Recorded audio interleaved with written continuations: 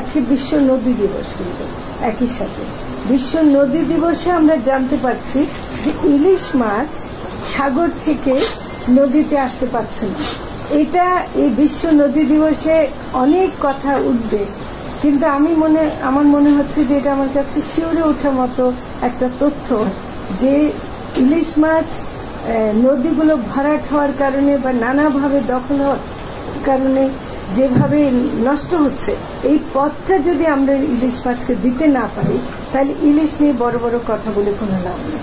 তো সেজন্য আমি বলছি যে আজকে আমাদের এই দিকটা ঠিক করতে হবে। বিশ্ব নদী দিবসে যারা এই নিয়ে পানি সম্পদ মন্ত্রণালয় এবং যারা এ নিয়ে কাজ, নৌ পরিবহন, আপনাদের সবার প্রতি আমার আহ্বান যে নদী পথগুলোকে একটু ঠিক করে দেন, ইলিশ মাছকে আসতে দেন। ইলিশ মাছ আসতেও দিতে হবে, উনি বললেন যেতেও দিতে হবে। তো ফলে আসা এবং যাওয়ার পথটা ঠিক না রাখলে আমরা কেউ ইলিশ পাবো না। কিছু জিনিস পরিষ্কার হওয়া দরকার। একটা হলো যে গতকাল যেটা করেছে সেটা বাণিজ্য মন্ত্রণালয় দিয়েছে, অনুমোদনটা দিয়েছে, যেটা ভারতের যারা মৎস্য ব্যবসায়ী এবং বাংলাদেশের মৎস্য ব্যবসায়ী তারা একটা অনুরোধের প্রেক্ষিতে এটা বাণিজ্য মন্ত্রণালয় দিয়েছে। এর সাথে মৎস্য ও প্রাণী সম্পদ মন্ত্রণালয়ের কোনো সম্পর্ক নেই।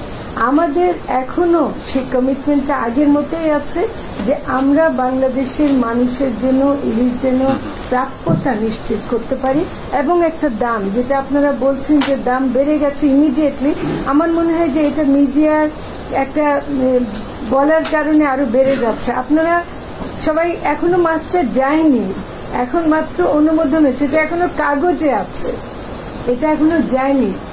যদি এর প্রভাবে দাম বাড়ে সেটা আমরা মনে করি যে এটা বাড়া উচিত হবে না। এই জন্যই যে আমাদের যে মূল প্রাপ্যতা এবার বোধহয় 5 লাখ টন, 5,30,000 টন হয়েছে, এর মধ্যে 3,000 টন অনুমতি দেওয়া হচ্ছে, কিন্তু গত বছরও এই 3,000 টনের বেশি অনুমতি দেওয়ার পরও কিন্তু তারা ততগুলো নিতে পারেনি। তো ফলে আসলে কত যাবে সেটা আমরা এখনো জানি। আমি রপ্তানি বন্ধ, আমি প্রথম বলেছি, আপনারা যদি মনে করতে পারেন আগে দেশের মানুষ খাবে তারপর, এরকম কোনো ব্যাপার না। আপনার আমার মনে হয় যে বিষয়টা আমরা বেশি আলোচনা না করি আমাদের, আমি মনে করি যে আমি এটা এত ভাবে ওপেনলি বলতে চাই না এবং এটা আমি আলোচনাটা এখানেই শেষ করতে চাই। এটা বলেই শেষ করব, বাণিজ্য মন্ত্রণালয় স্বাধীনভাবে এটা তারা দিয়েছেন এবং তারা একটা অনুরোধের প্রেক্ষিতে দিয়েছেন। দুর্গাপূজা, ভারতের দুর্গাপূজা উপলক্ষে বিশেষ অনুরোধ ছিল, সেই অনুযায়ী তারা করেছেন, সেটা তাদেরকে আমি তো জোর করতে পারি। যদি দাম বাড়ে সেই দাম বাড়ার ব্যাপারে অবশ্যই আমাদেরকে ব্যবস্থা নিতে হবে। দামের ব্যাপারটা আমরা প্রতিনিয়তই আসলে মনিটর করছি, এমনকি মজুদ হয় কিনা, আহরণ কেমন হচ্ছে, এগুলো আমরা দেখছি।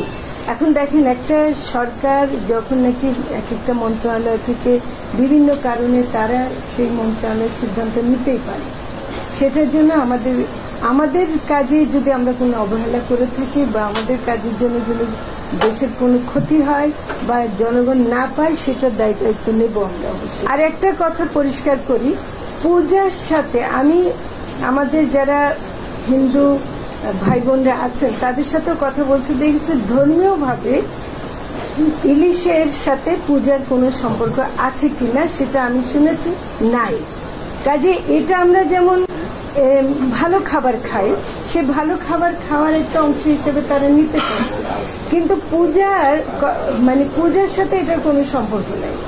তো এটা পরিষ্কার করা দরকার। অনেক সময় মনে হবে যে আমরা খুব নিষ্ঠুরভাবে একটা ধর্মীয় অনুষ্ঠানকে ক্ষতিগ্রস্ত করছি, তা কিন্তু না। আপনারা দয়া করে বাণিজ্য মন্ত্রণালয়ের সাথে কথা বলেন, তারা নিশ্চয়ই বিশেষ একটি অনুরোধের প্রেক্ষিতে করেছে, সেই অনুরোধটাকে আমরা খণ্ডন করব, সেটা আমরা করতে চাই।